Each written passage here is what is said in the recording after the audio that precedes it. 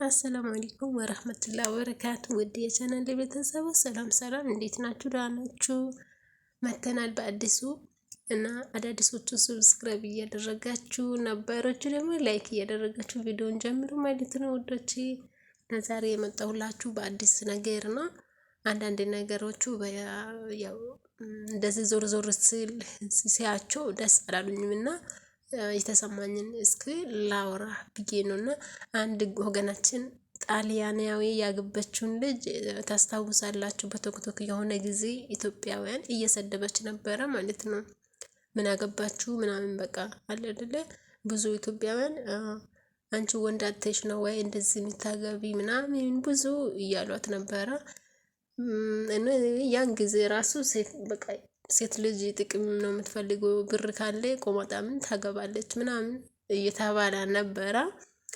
እና አሁን ላይ ደግሞ በየሶሻል ሚዲያ እየተወዘገበ ያለ ነገር ሰውየው የካንሰር ታማሚ እንደነበረና ሐኪሞቹ ደግሞ ከ3 ወር አያልፍም ህመሙ የጠና ስለሆነ በ3 ወር ውስጥ ያን ይሞታል ተብሎ ነበረ።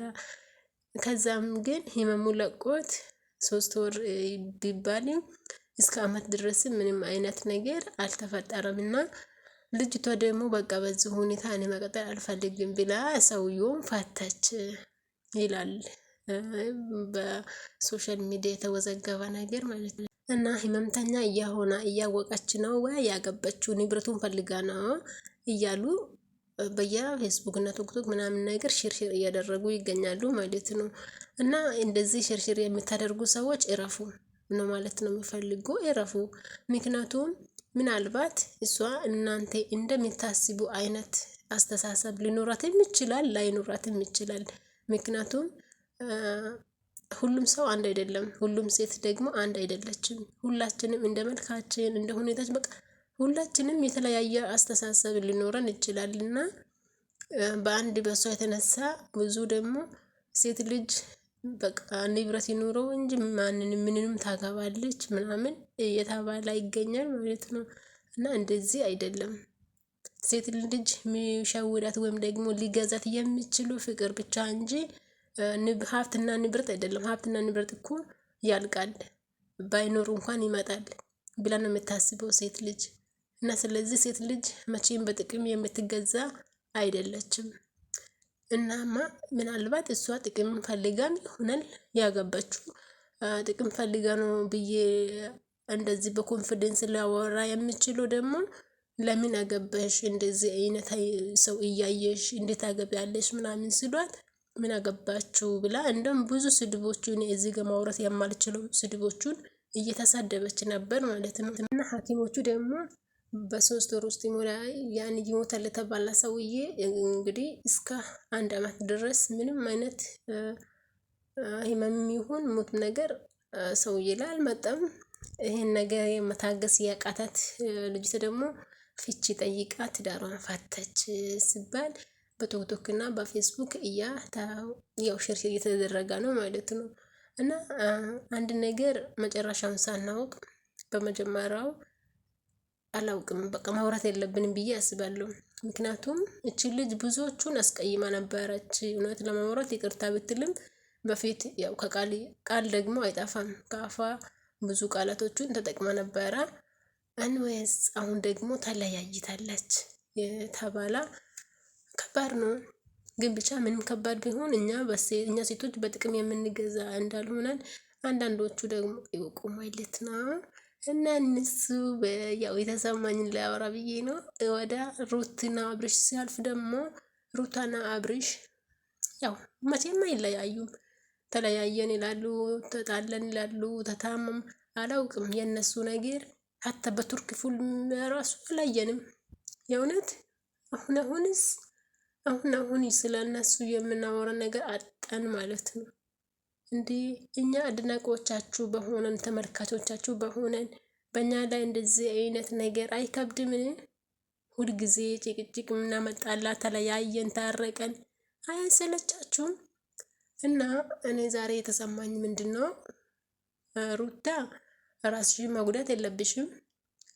የእናንተ ይመጣላት ያው ቢያንስ የተወሰነ ጊዜ ነው ትታረቃላችሁ። ያኔ አንዷ መታ ካላጣላቻችሁ ትታረቃላችሁ ማለት ነው። እና አንቺ ራስሽንም በሆድሽ ውስጥ ያለ ልጅንም ማጉዳት የለብሽም ማለት እፈልጋለሁ። ይሄ መልእክቴ ደግሞ ለሩታ ነው፣ አድርሱልኝ። እና ሩታዬ ራስሽን እንዳትጎጂ አንቺ። አብርሽም ደግሞ መቼም ከአንቺ ተለያይቶ መኖር አይችልም። ይመጣል፣ ትታረቃላችሁ፣ አብራችሁ ትኖራላችሁ። ወይም ደግሞ አንቺ እዚህ ጋር ራስሽን እየጎደሽና ተደብቀሽ ከምትኖሪ ቤተሰብ አለሽ፣ ለምን ወደ ቤተሰቦችሽ አትሄጂም?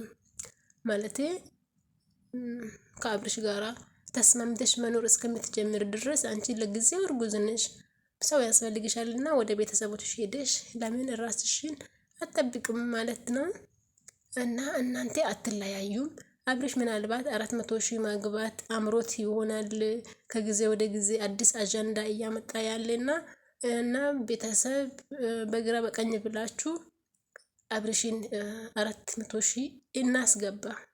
ከዛም በኋላ እኔ ለሩታ ብዬ ነው፣ እኔ እንደዚህ የሚለው ለሩታ ብዬ ነው። በክፋት እንዳትወስዱት ማለት ነው። ያው 4,000 ሊገባ ስለሚፈልግ ነው አዲስ ነገር እያመጣ ሩታን በመሀል እያስለቀሳት የሚኖረውና የሰው ልጅ ደግሞ ሁሌ የሚለቅስ ሁሌ የሚጨቃጨቅ ሁሌ በቃ እንትን የሚሆን ከሆነ ደግሞ በኋላ ላይ በአይምሮ ምን እንደሚመጣ ማሰብ አይከብደንም። ስለዚህ አብርሽን 400,000 እናስገባው። ለወገን ደራሽ ወገን ነው፣ ለወገን ደራሽ ወገን ነው። አብርሽን 400,000 እናስገባና ከዛም በኋላ ሩታና አብርሽ ተስማምቶ በራሳቸው ስራ ራሳቸውን ወክሎ ማንም መጣች ሄደች ሳይሉ ሳይጣሉ ይኖራሉ ማለት ነው። ተስማማላችሁ?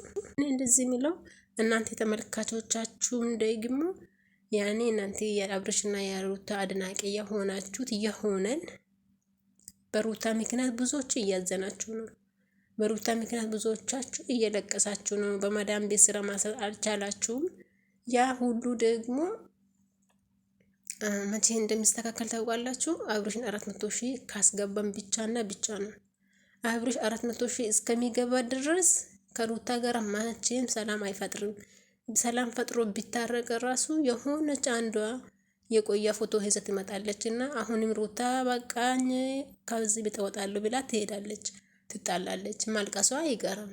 የሩታ ማልቀስና ማዘን የሚደብራችሁ የሚያሳዝናችሁ በግራም በቀኝም በቤተሰብም እያላችሁ ሼር አድርጋችሁ አብርሽን 400,000 አስገቡት።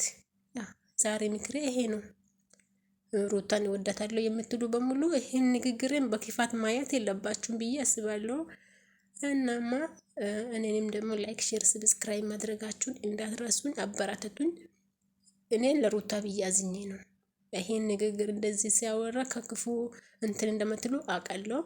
እና በዚህ ጉዳይ ደግሞ ሰለነሳ ማላልፎ አቤል በጣም ነው ለሩታ መልካም፣ ሩታም በጣም እንደሚያንከባክባት እያየን ነው። እና ከጎና ስለሆንክ የእውነት ክበርልን።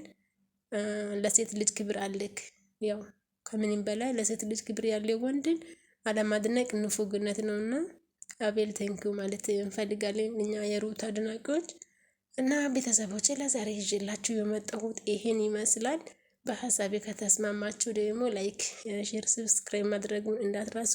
አመሰግናለሁ።